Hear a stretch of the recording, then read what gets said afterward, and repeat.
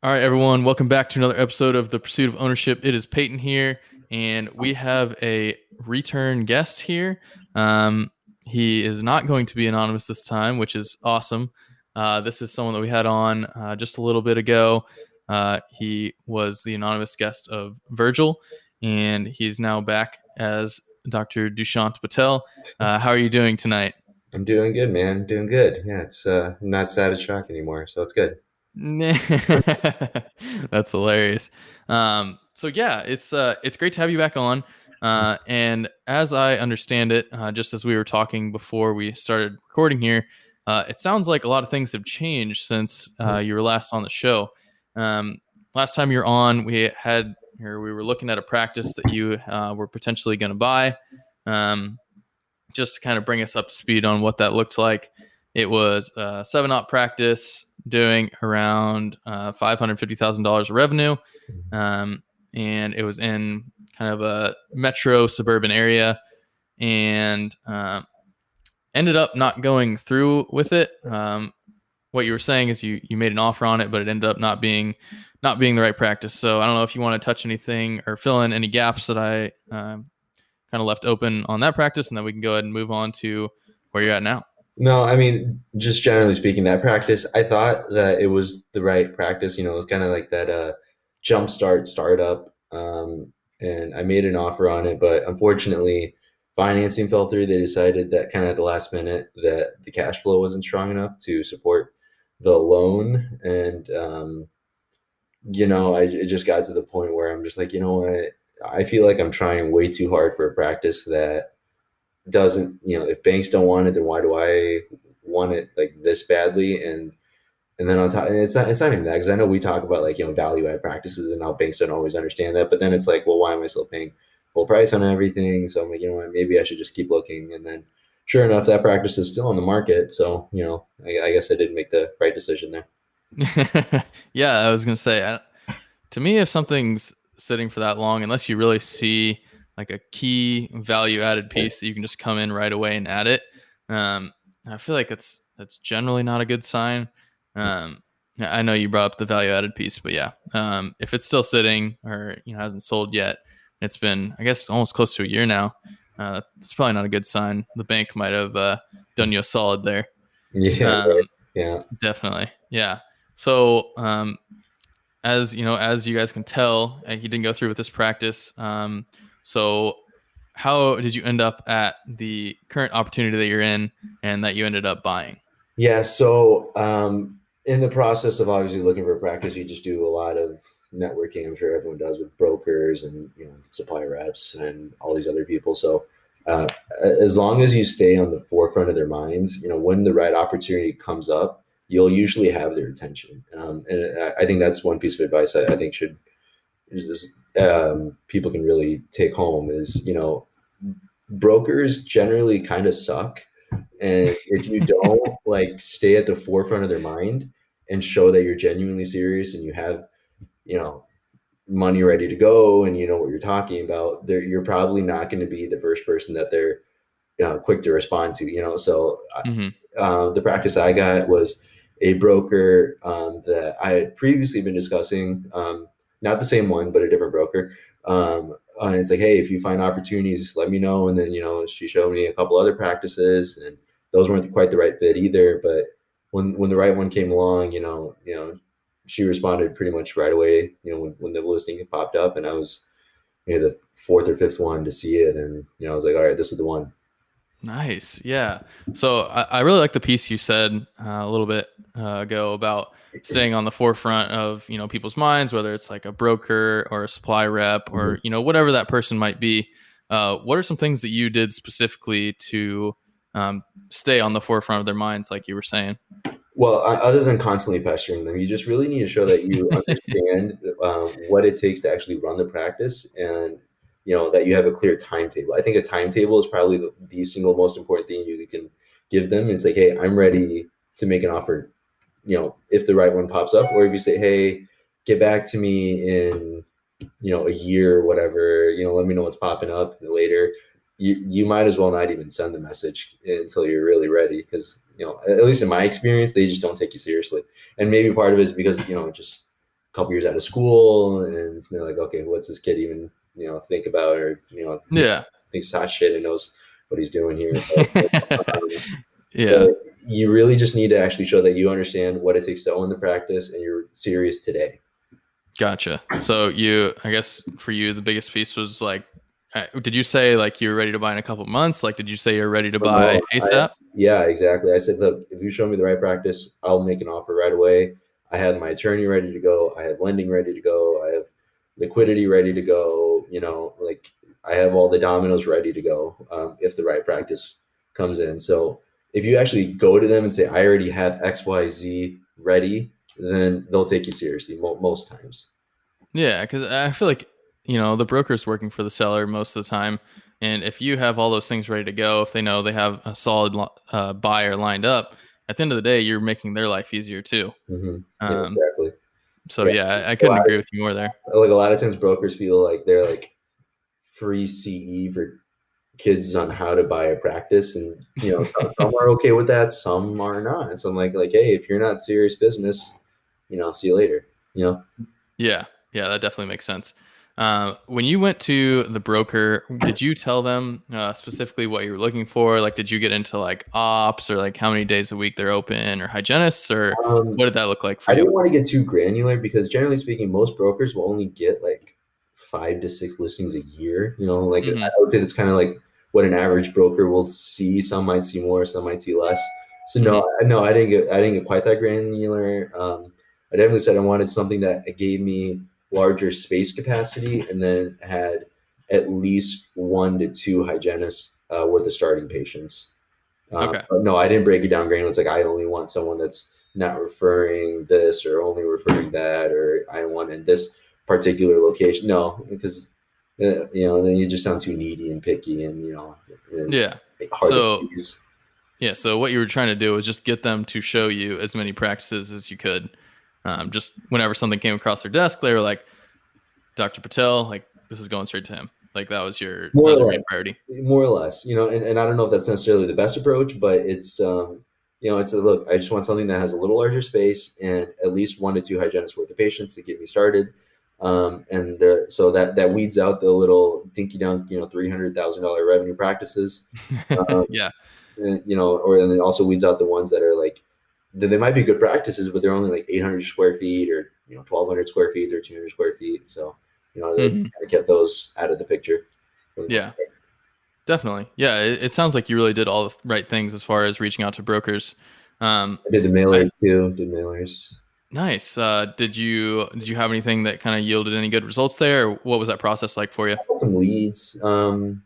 Yeah. I think everyone should at least do the mailers for sure. It wasn't very fruitful for me, unfortunately, but Hmm. I did get leads. I did get some people to reach back out to me. They weren't good fits, but the fact that you still get a couple hits is worth the $250, and then maybe a day's worth of time to do it.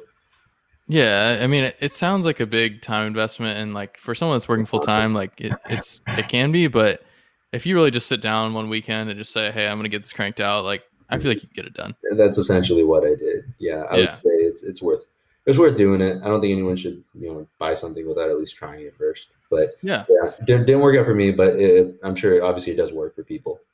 yeah, definitely. Great. So you have ended up buying a practice here within the last couple months. Hmm. So I guess just kind of bring us through the process of, I know you said it was a broker that got you the practice, but just kind of bring us up to speed. I know the first couple months of buying a practice and the acquisition process can be a lot. So yeah, just kind of give us a summary of what life has been like for the last couple months. Yeah, so we really need to kind of rewind it back to before I bought the practice. Let's So do it. the broker and I were connected, for a while. Probably before when I was still looking at the first practice, I was talking to this broker, and then okay, yeah, I think it was like end of August or something is when I saw the practice that I'm currently in and met the seller and went over financials, and then I probably put in my letter of intent like early September. It was accepted. Everything was ready to go. I made a full price offer because I thought it was the right practice, and I just didn't want to mess around and have someone, swoop in under me. I just made the Hmm. full price offer, a serious offer. Just it's like, all right, this is the one. Let's just do it. And then he ended up, unfortunately, kind of tragically passing away of a heart attack. Oh man, Yeah, that's brutal. yeah. So that kind of changed everything. So that was in early December, and then I ended up still buying the practice in February. We had to throw in some extra, protection for me in the contract. Kind of had to go back to the drawing board a little bit, but Mm-hmm. overall, we were still able to make it work. I had to add some contingency language and things like that just to make sure, because you lose a little bit, because you keep the seller on to help you out with goodwill, but that wasn't an option for me. Obviously, Mm-hmm. we had a temporary doctor in there pretty much immediately, so the hygiene stayed steady and all that stuff. So we were still checking patients and all that. I didn't actually get to the practice until February, until I bought the practice. So it was almost a month and a half where it was a temporary doctor that was running the show, and I was kind of in the background. Gotcha. So during that time when the temporary doctor was in the practice, did you have any say on what was going on in there, or were you still completely hands off? What did that look like? Um, it was this really weird situation where the staff already knew me, and I actually met the staff like 6 weeks prior to me purchasing the practice, which never happens. Mm-hmm. Yeah, that's very But rare. they needed that, assurance that, the doctor that I purchased from, me and him already knew each other, and this was going to happen anyways. So I think that kind of helped out. And then they were able to convey that to the patient base. It's like, oh no, the selling doctor actually picked this guy, and they were, he's going to come anyways. And now things are just a little bit different, but overall, we're still going, kind of getting to that same end result anyways. So that helped out tremendous. I don't think I answered your question. Can you repeat it again? I think I started rambling. Honestly, I don't remember what the question was either, so I feel like you did a pretty good job. Okay, cool. I was just gonna comment on the fact that you were able to get a temp doctor in there pretty quick. I feel That like was when mostly the situations, broker. I mean, I had a little input, but yeah, the broker obviously they want to make their sale, and yeah, her heart sank probably as much as mine did. So yeah, but yeah, that was very clutch. It was very, very clutch. yeah, I love that clutch. That's a fantastic way to put it. Because yeah, when you have a situation like that where you have a doctor that can't make it into the practice at all, um, kind of the detrimental effects of that happen pretty quickly. Mhm. So the fact that you're able to get a temp doctor in there was super beneficial in your situation. A practice sitting empty for 2 months is really brutal on just the overall well-being of the practice. So that's Mhm. definitely very fortunate in that situation. Right. So, oh, what were we gonna say? No, I was just agreeing with you. I mean, like I don't think I would have been able to buy that practice if it was just sitting empty um, for that long without anyone, Yeah, um, agreed. to supervise it. I mean, that's if you think about it, it's 2 months, but dentistry works in 6 month intervals, so it's basically a third of the patient base could have left, and that there's no way anyone would buy it at that point.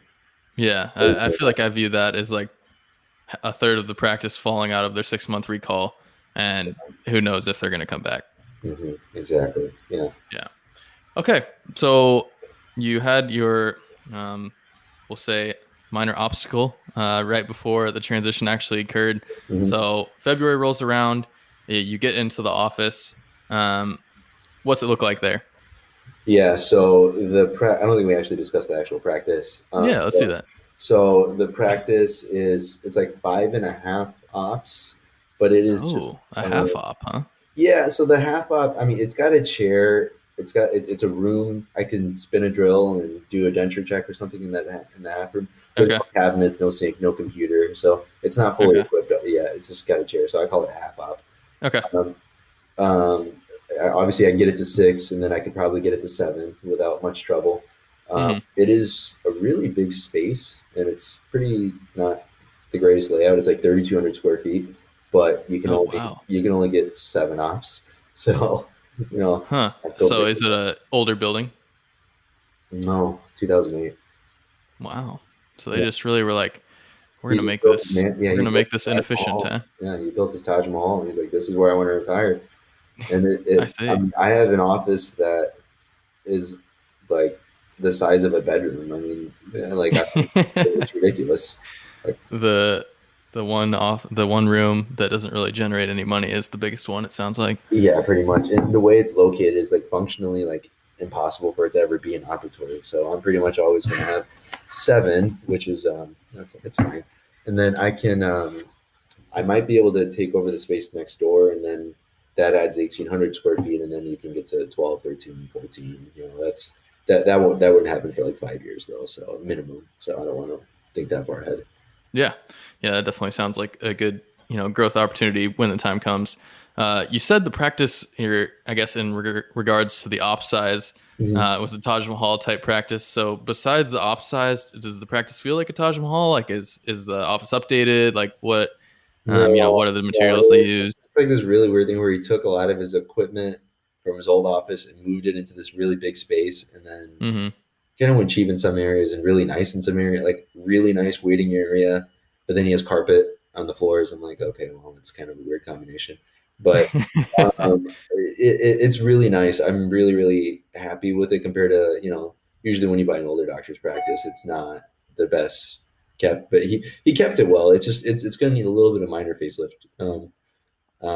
But you don't really buy the practice because of the wallpaper and the floors. You buy it because it's, what it can be or what it is doing. So that's, it was doing like 900,000 in collections, and almost half of that was from hygiene. Oh wow, that's Yeah, awesome. it was like 44%, 45%. Yeah, Yeah, that's incredible. yeah. Um, and yeah, I just want to back up a little bit to the, you don't buy a practice because it looks nice. Um, just with the advancement of materials as far as renovations go, like it's relatively easy to, renovate an office and make it look good for not a lot of money. Mhm. Um, so yeah, I totally agree with what you're saying there. You don't need to be buying granite countertops everywhere. It doesn't need to be tile floors. Like you can spend a relatively small amount of money and make it look pretty good. Um, but yeah, back to what you're saying. So, um, you're currently 5.5 ops, collected around 900,000 the year before. Mhm. Or 2019. I'm not in okay, yeah. 2020 because of COVID. What did the collections look like before that? Was it relatively stable? Was it increasing, decreasing, Um, steady. Yeah, pretty much steady? almost no change in 3 years. Okay, that's Around great. 17, 18, 19. Yeah. What about the procedures that they were doing in office? So was it were they doing a lot of stuff that was advanced, or what did that look like? No, I don't think a root canal was done there since 2018. That Um, sounds like my kind of doctor right there. right? Yeah, the extraction pretty much had to be flopping in the wind for him to do it. It Uh-huh. was kind of very no Invisalign, no ortho, just kind of fillings, crowns, hygiene. It was a really nice value add type of situation. Okay, so yeah, that was going to be my next question. What did you bring to the practice that was new? Yeah, so I'm talking about this in two parts. Of one, what I actually brought, and one that why it doesn't really matter that much. Okay.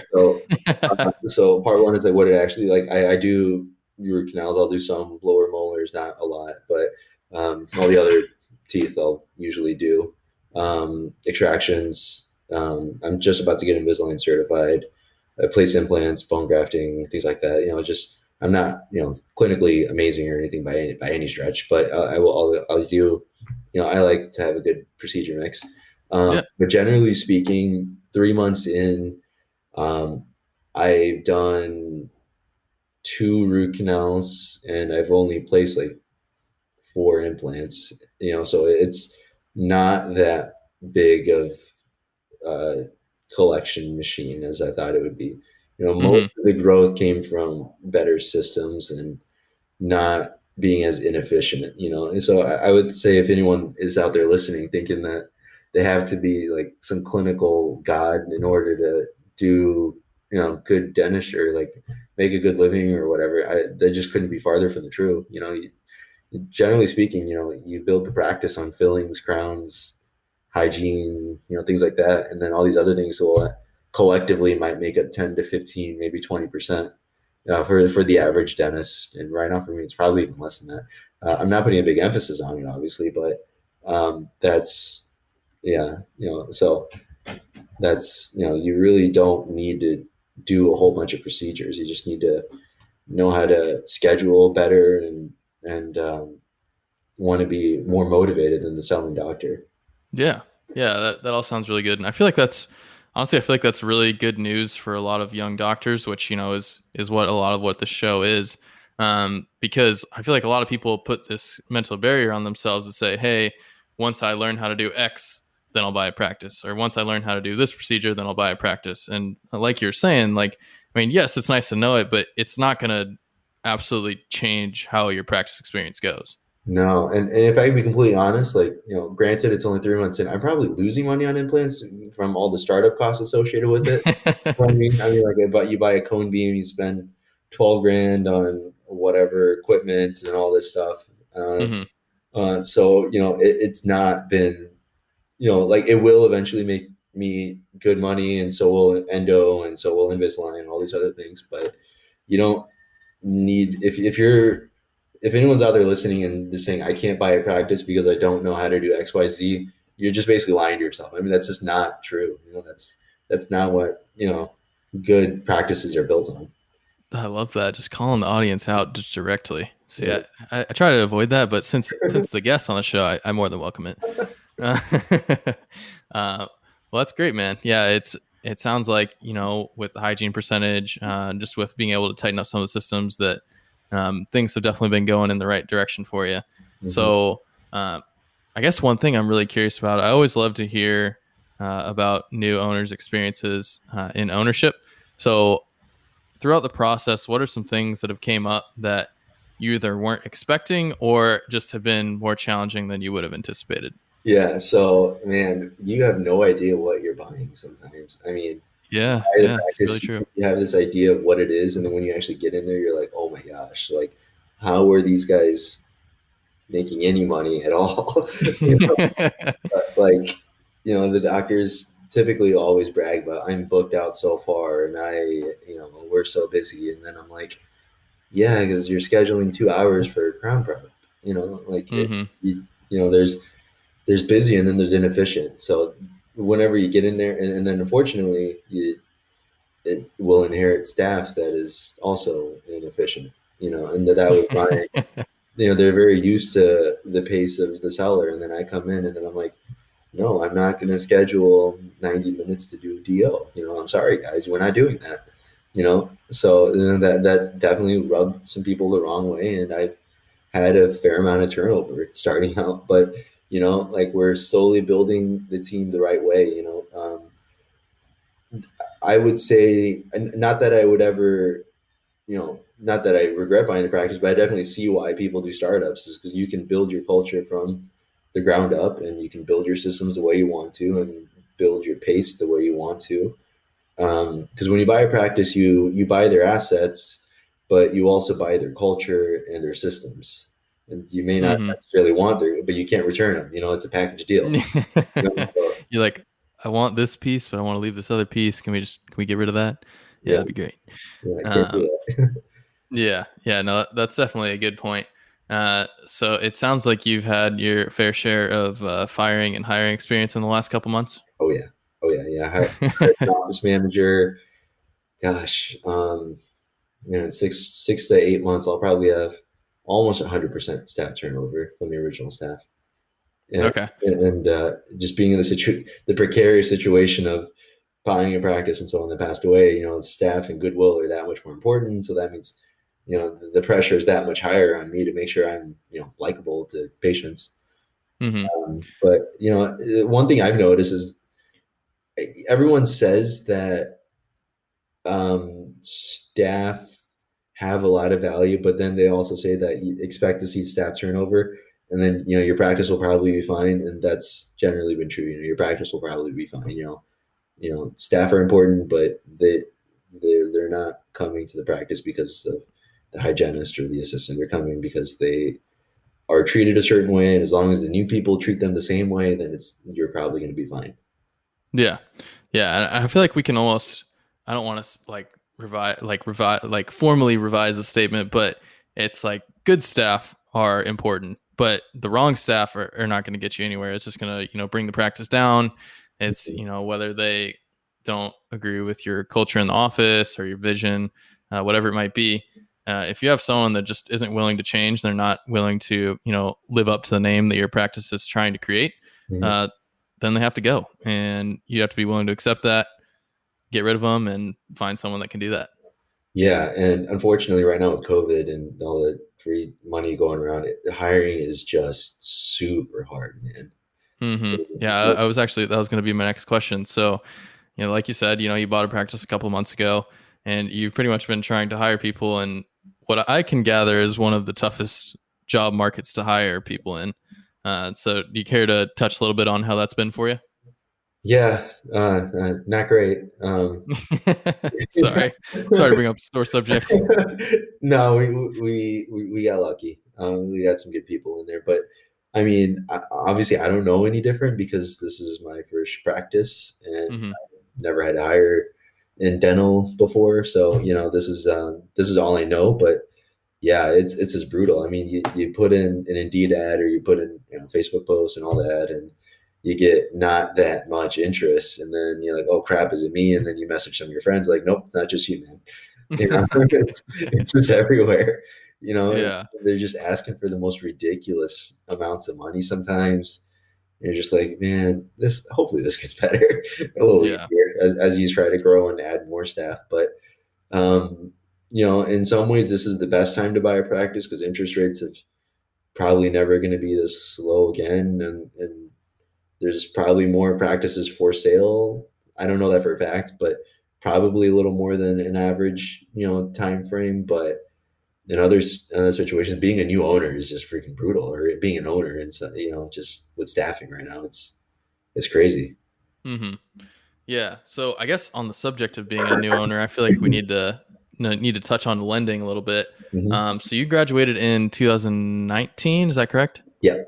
Okay. So you graduated in 2019. We're here in pretty close to the middle of 2021. So you're a little bit less than 2 years out of school. What has your lending experience been like when you were going to get your practice loan? Yeah, so when you're going to get a practice loan, the single most important thing you can do is just make sure you're staying liquid. We all got loans to pay, so just make sure that yeah, you want to worry about that, but if you are serious about buying a practice and you want banks to take you seriously, and you don't have that many years under your belt, cash is king.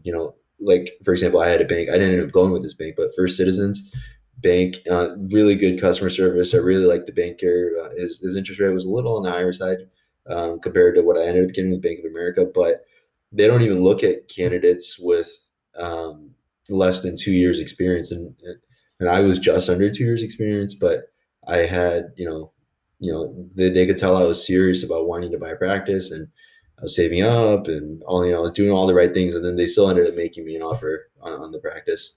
So they kind of made an exception because I was that much better prepared for it. So if you are looking to buy a practice early on, cash is king, guys. Just definitely need to have liquidity.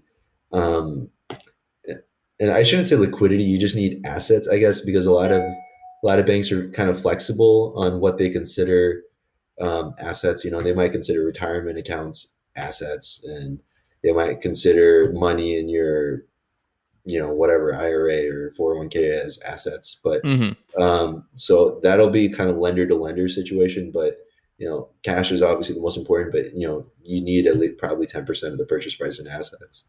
Okay, gotcha. And I feel like that's something I've kind of heard through the course of COVID has kind of been a side effect of Mhm. just, banks being a little bit more um, shy with lending. Mhm. Because I feel like before you'd kind of hear maybe 5% of the purchase price. But I feel like banks kind of went up on that during COVID. I'm not sure if they're going to hold on to that, but is that kind of what you were seeing across the board with the different banks you were talking to was roughly 10% liquidity? Yeah, yeah, almost across the board. Okay. Um, there's the practice itself is obviously going to matter too, and how much it cash flows. But they won't. They probably won't even look at you if you had less than five, and then if you want to be taken seriously, then you probably want 10. You know, unfortunately, that's I don't know what it was like pre-COVID, but that's what I've been seeing. Yeah. Yeah. I feel like it's almost a blessing in disguise. Uh, not having experience pre-COVID because you don't know any better. You're just like, all right, this is just how it is, and Exactly. you don't have the expectations. You know, you don't have anything to worry about there. Yeah, that's essentially.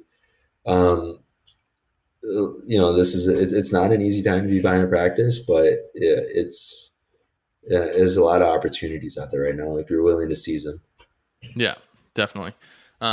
So I think you said you worked with three banks and you ended up choosing Bank of America. Mhm. What was the reason you ended up going with them? So they do a deferred payment option. Well, one, they had the lowest interest rate by a pretty sizable margin for me. Okay. And two, they did deferred payments. So, I don't make any payments for the first 6 months, which is really nice because, just when you're a new owner, cash flow might be a little bit tight.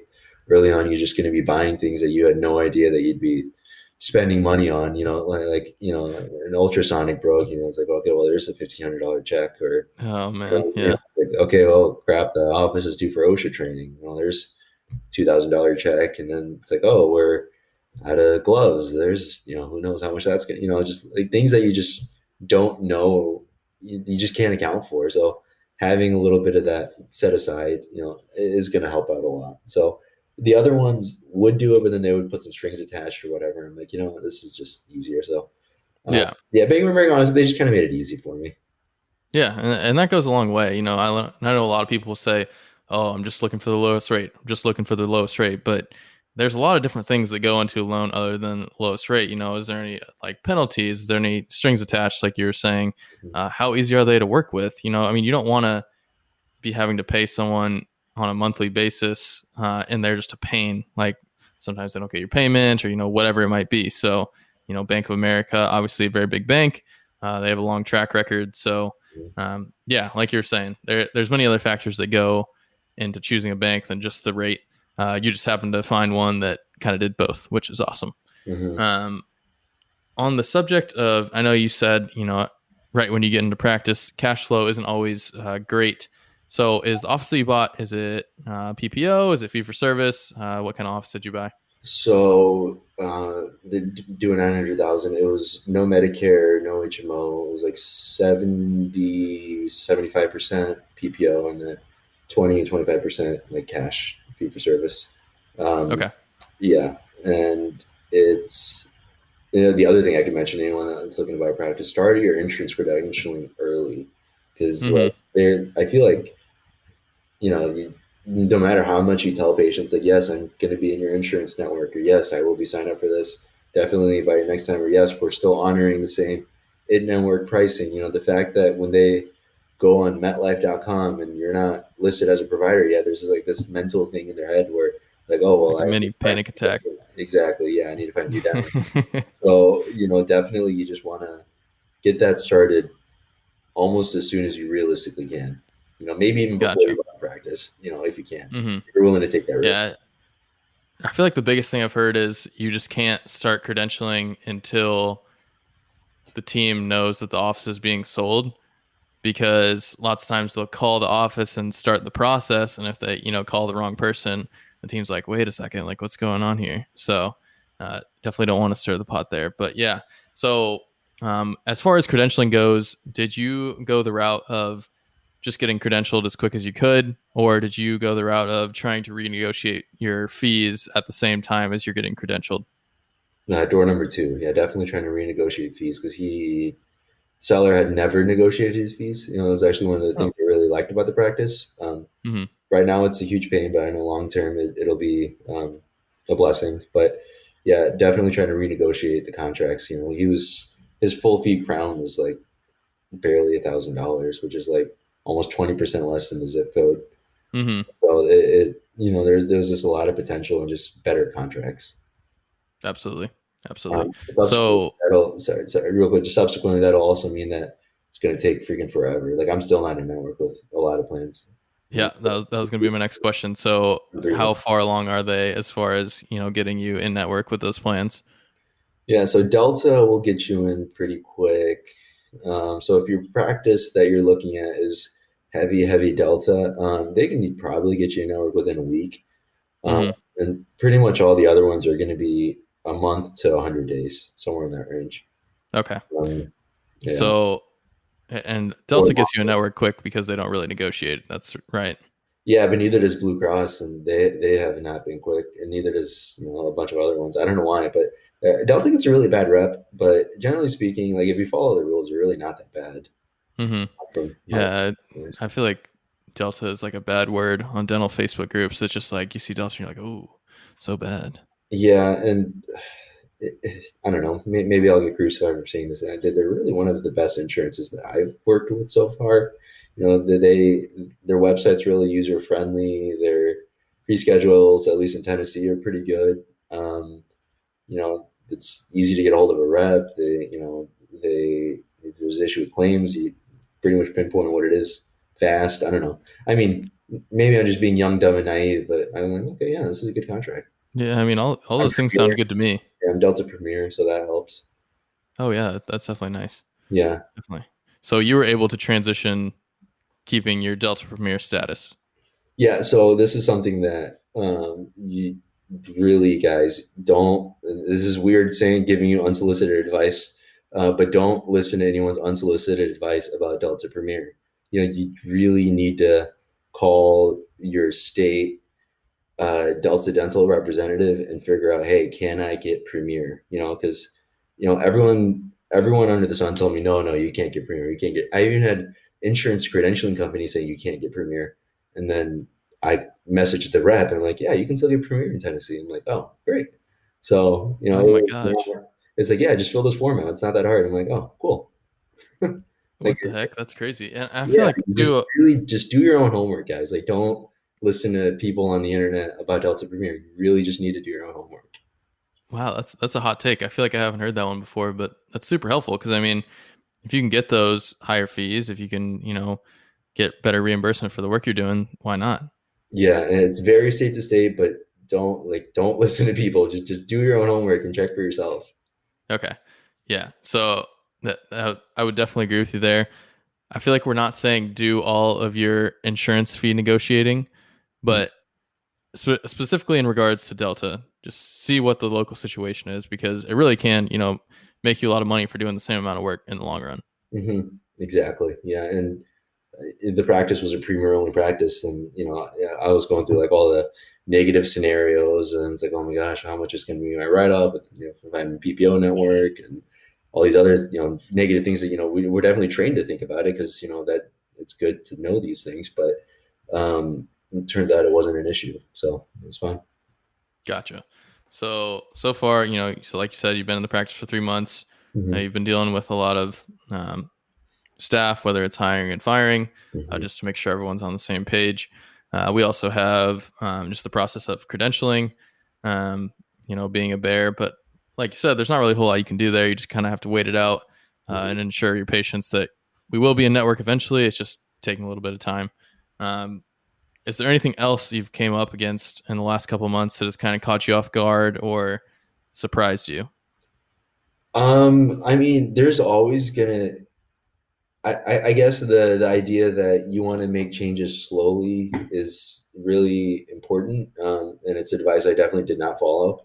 Um, you know, in some ways, having the seller there would have been really nice to just kind of keep me under control and say, no, slow down, don't make so many changes all at once. But Hmm. I don't know. Like, whenever you've been listening to podcasts your whole life and you have all these ideas and you're on Facebook groups and all these other things, like you see all the potential and all the different things you can do, and you just want to purge them all at once. Oh gosh. You're like, I've probably overwhelmed my staff. I just being completely honest. If I and looking back on it now, and after it's been about 3 months, I'm like, yeah, man, I put a lot of work on these guys. I Hmm. probably could have taken my time a little bit more, and we probably still would have been fine, and I probably wouldn't have pissed them off so much. But hindsight's always 2020. Um, so maybe you know everything you need to do, but maybe don't try to do it all at once because remember, your staff aren't robots, and yeah, just Yeah, don't. I was gonna say. I feel like lots of times, people like you and I, people that consume a lot of podcasts, can read a lot of books, just have a lot of information up here. We lots of times don't realize the ramifications that it has on just dumping it all on our team at one time. Um, So I guess if theoretical question here. So if you were to go back and buy your practice again, is there a few specific things that you would change and then just leave the rest? Like, is there anything you felt like has really made a big impact on how the office is being run? I would say, okay, let me think about that one for a second. Is there's things I would change after it's been 100 days or so around about? Let's say going back to my original point, like you're scared about cash flow, and I'm almost contradicting what I'm saying earlier, but the cash and the money, as long as you bought the right practice, will be there. So don't worry too much about overwhelming yourself on production and getting the numbers where you need to be. I mean, I'm really happy with like the direction, and we can talk a little bit more of that if you want to, like Mm-hmm. revenue wise that the practice is going. But in doing so, I feel like I'm almost losing a little bit of that slow paced practice that the patients are accustomed to. I had, for example, a patient the other day say, "Oh wow, Dr. Patel is way faster than Dr. So and so," and then they're like genuinely concerned that like the quality of the crown was not as good or whatever because it's Mm-hmm. like like you and I know that slower doesn't mean better, but the patients don't necessarily know that because they've only known one way for 20 something years. So I guess maybe slowing it down, just kind of like it kind of goes back to the other point where you see everything, you read everything, you want to try everything, and then sometimes you just need to take a deep breath and make changes a little bit slower. Gotcha. Yeah, definitely. And I think too, like to a lot of those common, what am I trying to say here? Common, I don't want to say complaints, but just common concerns that people have with a new doctor in the office, especially if you're on the younger side. Really just thinking through what you're going to say to those people, because if they say something to you, like, for example, like you're saying, like, oh, that was really fast. Like, are you sure you did a good job? Like, if you have something already prepared in your head, that way you don't even have to think about it. It's just already right there, ready to go. Mm-hmm. That's really not going to leave any room for the patient to be like, oh, like they don't know what they're doing. It was like, wow, they really responded that quickly. Like they definitely know what they're doing. But yeah, I think that's a great point. Just trying not to change too much at one time. Mm-hmm. Yeah, and I'll probably have some patient attrition for sure. I already know I've lost some, but trying to keep more patients coming in the door hopefully will offset that. But yeah, the podcasts and all these groups and all that are it's almost dangerous because you have too much knowledge, and you want to do things, Yeah. the right way. And you know, I wouldn't do a startup, but I see why people do startups, because then you can do all those things immediately, so kind of like as listening to shared practice, we see more and more why people want to do startups. Yeah. I get it. Like I get why people do it now. Now Hmm. that I've done an acquisition, I see why that one has so many pros to it. Yeah. Yeah. Absolutely.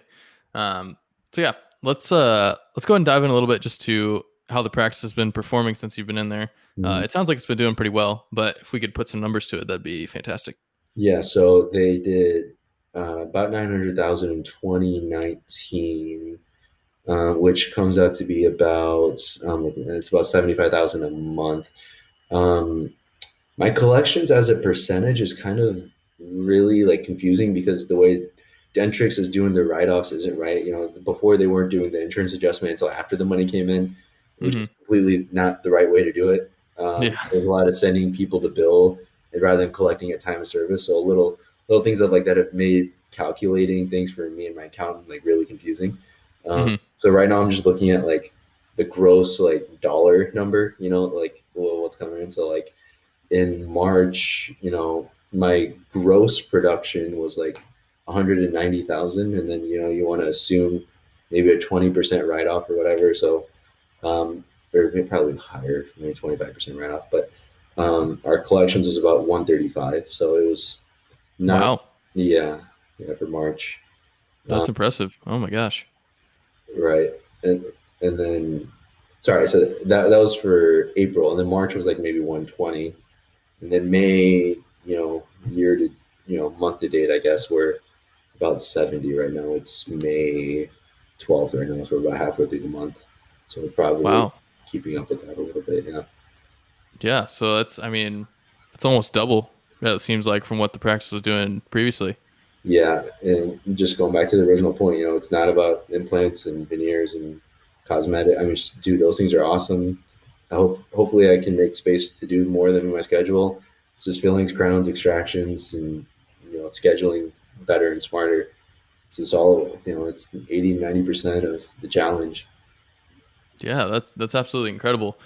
So what does your schedule look like normally? How many chairs are you running? How many do you have running hygiene?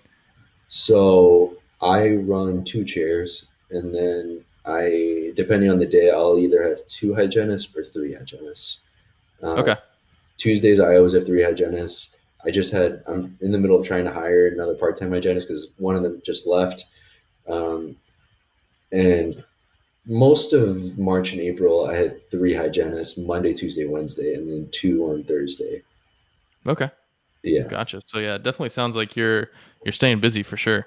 yeah, yeah. Definitely trying to, and they have openings. Like I mean, it's okay if they have some openings. People will fall apart. Or some days, you're just paying a hygienist to clean the floors and whatever. But it's fine. Overall, it'll even out. But yeah, Yeah, yeah, definitely want to have capacity. Um, absolutely. yeah, So as far as long-term plans for your practice, where are you looking at taking it?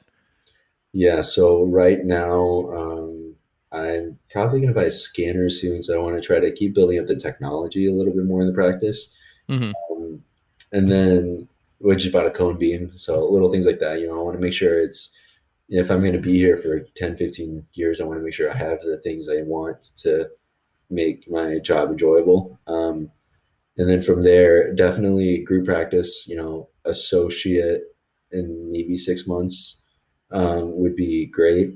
Um, but maybe not because I don't know if I want to put an associate in my practice right now because I feel like I just have so much I want to clean up in systems wise and culture wise that I just don't know if I want to necessarily even put an associate in that situation because I just it wasn't that long ago that I was an associate. And I'm like, I'm not sure if I would take my own job offer right now. If that makes sense.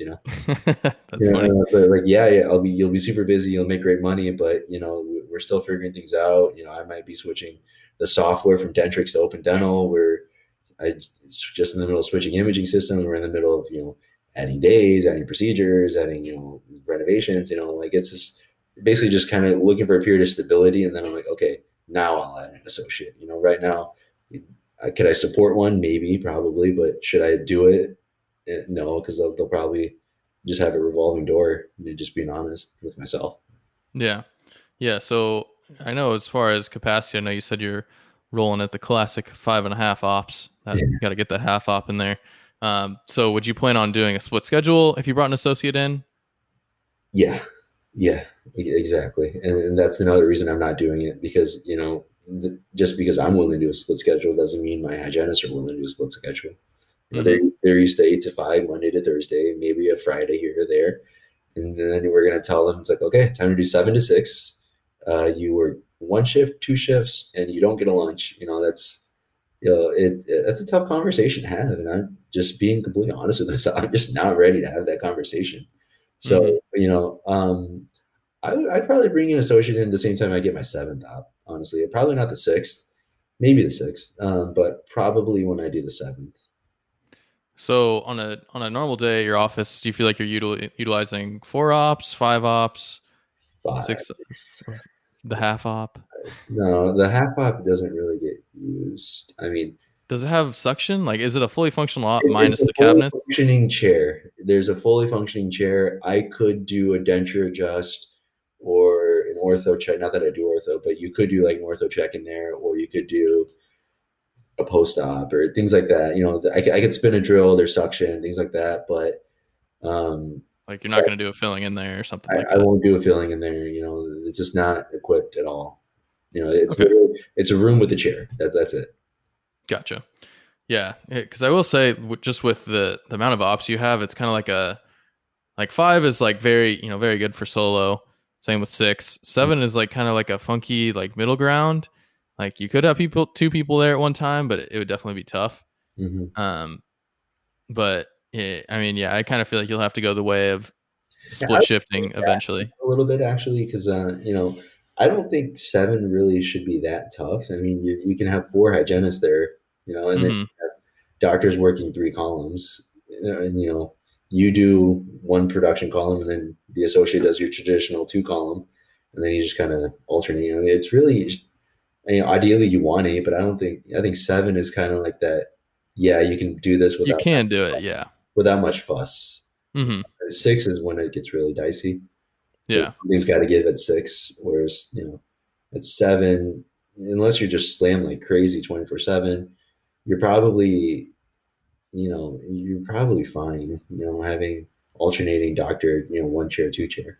Yeah, yeah, definitely. And I would say, I don't know if, I know you said you do some specialty procedures. I don't know if you prefer doing those or you kind of like the more bread and butter stuff, but especially if you're doing something like some endo, you just don't want to be interrupted. That like working on one chair could be fantastic. Yeah, exactly. Like if you like doing the big case, and I mean, not saying I don't like them, but like if you're going to be doing a lot of them or marketing more for it, that can honestly kind of be a blessing in disguise. Like there's a lot of dentists that they do big cases and they just work out of one chair, and that's just what they do. Hmm. So you kind of almost do. It's like almost like having like that solo, high production day mixed into your giant group practice.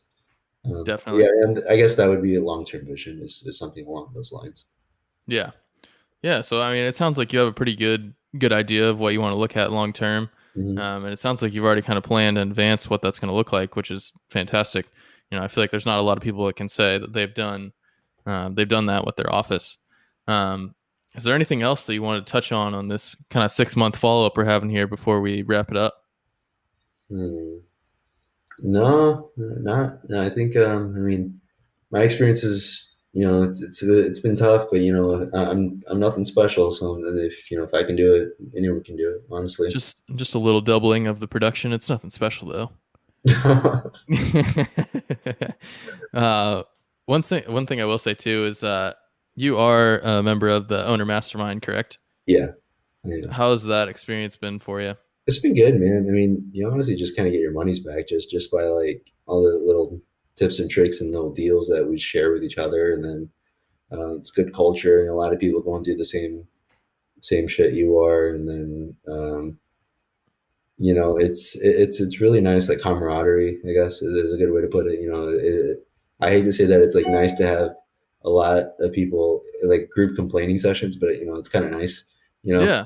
Um, No, it's good, and I man. was, Definitely right, I and it was, includes swell and dental intel, which are great too. So hmm yeah, the one thing I've kind of noticed, especially lately, is it's gotten to the point where there's like enough people in it to where it just kind of like sustains itself. Like you have people posting almost every day saying like, "Hey, what do you guys do here?" Or "Has anyone run into this issue? Does anyone have an iTero contract deal?" Whatever it might be. It's just nice to be able to have somewhere to post that's not a Facebook group because I feel like 9 times out of 10 Facebook group posts just end up being a gigantic dumpster fire. yeah, generally, yeah.